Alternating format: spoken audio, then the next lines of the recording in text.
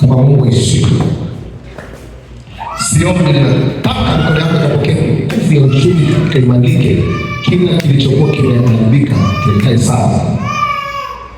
Nalipa neno la Mungu mamlaka ya mwisho, mamlaka ya maisha yako likafanye kazi miezi 6 ya mwisho ya mwaka 2026, matokeo chanya yanaonekana kwenye mikono yako. Na pili, naondoa magonjwa kwa jina la Yesu mwili wake. Ninafuta haya magonjwa kwa nguvu ya jina la Yesu. Hayana nguvu juu yako tena kwa utukufu wa jina la Yesu. Amen. Narudia tena nakupa kazi.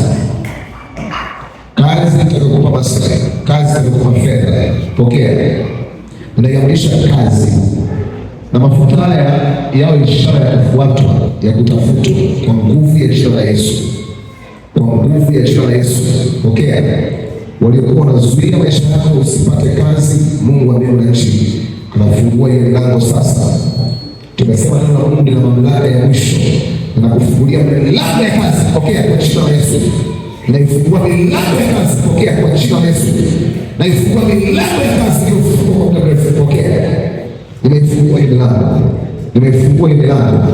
Nimeifungua ile milango. Nimeifungua ile milango. Waliokusikia usipate kazi mwana. Kwa jina la Yesu.